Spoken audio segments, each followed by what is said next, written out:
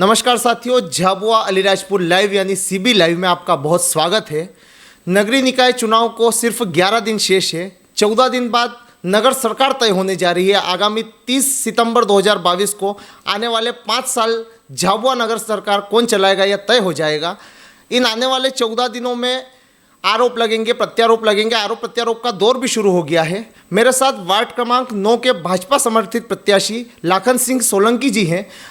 कल इन पर वहाँ के एक निर्दलीय प्रत्याशी मोहित पुरोहित जी ने आरोप लगाए थे कि बाहुबल धनबल के दम पर उनका फॉर्म खिंचवा लिया गया। उनके पिताजी से उनके जो प्रस्ताव भी थे उनसे फॉर्म खिंचवा लिया गया। लाखन सिंह सोलंकी जी से हम बात करते हैं, जानते हैं इस पर उनकी प्रतिक्रिया।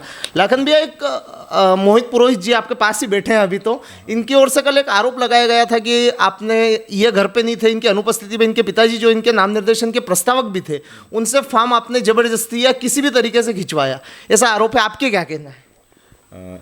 हम सब भारतीय जनता पार्टी के एक परिवार के हैं। पिछले 40-50 साल से हमारा परिवार एक साथ में रहते हैं। गजानन जी, पुरोहित जी और मोहित का जन्म भी मेरे सामने हुआ और बैठ के निर्णय लिया गया था कि जिसको भी टिकट मिलेगा करेंगे, आपस में लड़ेंगे। और मैं जब काका साहब के घर गया तो उन्होंने बोला कि मोहित तो कहीं बाहर गया हुआ है और मेरी बात हो गई है, मैं प्रस्तावक हूँ और अपन जाके जैसा अपन निर्णय लेंगे ऐसा अपन कर सकते हैं।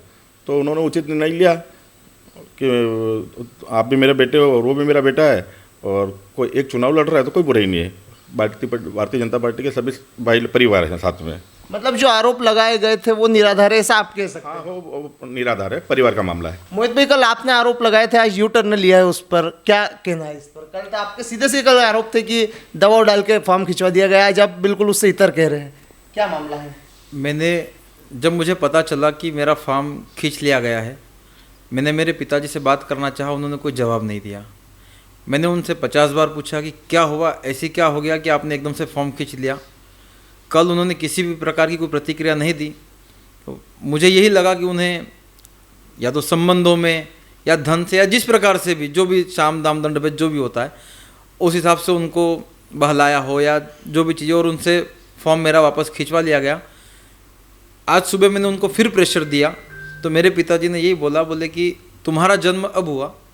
मेरे और लाखन जी के पिताजी जो भागवत सिंह जी हैं उनके 50 साल पुराने संबंध हैं।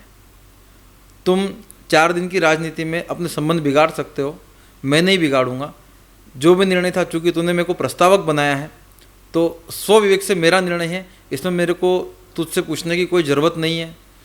जो भी मैंने कल फॉर्म खींचा या जो भी कार्य किया वो मैंने अपनी मर्जी से किया।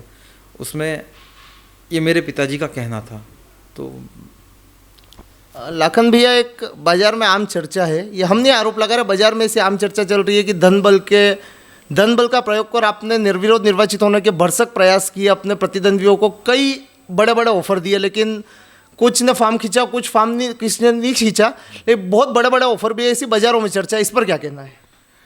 मैं बता रहा हूँ कि मैं मोहित भैया के घर पे गया तो मोहित भैया ने मेरे को चाय पिलाई। कृष्णा शाह के यहाँ गया, उन्होंने चाय पिलाई भाभी ने। तीसरी बात, दीपक सोनी के यहाँ गया तो भाभी ने हमको नाश्ता और चाय दोनों बुलाया।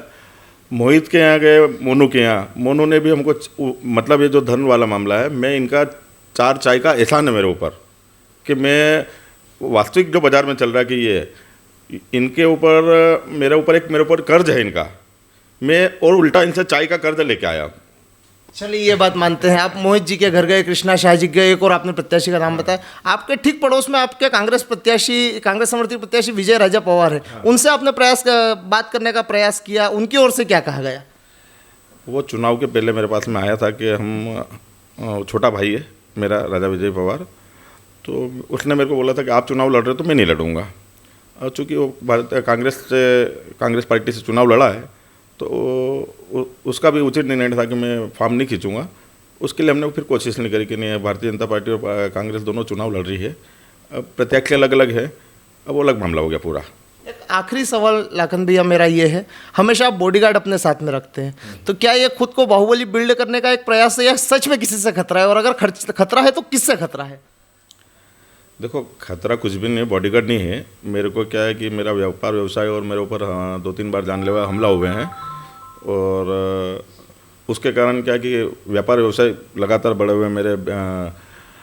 आपके शिवपुरी, डबरा साइड, उधर मेरा व्यापार ज़्यादा चलता है तो मेरे को उधर क्या, अपन इधर झाबुआ जिले के सीधे साधे लोग हैं, ये उधर के लोग हैं, तो एक मेरे साथ वहाँ काम कर रहे थे, तो ये मेरे साथ में यहाँ काम करने के लिए एक सहायक रूप में मेरे पास आए हुए हैं। ये बॉडीगार्ड नहीं है, ये एक मेरे परिवार जैसे साथ में रहते हैं। ठीक है, थैंक यू। सुना आपने लाखन सिंह सोलंकी जी को, मोहित पुरोहित जी को। बीते कल रात से लेकर अभी तक के घटनाक्रम में कल मोहित जी का कुछ और कहना था, आज वो संतुष्ट हैं, सहमत है लाखन जी से। इस पूरे घटनाक्रम पर आपकी राय कमेंट बॉक्स में जरूर बताइए और बने रहिए झाबुआ अलीराजपुर यानी सीबी लाइव के साथ।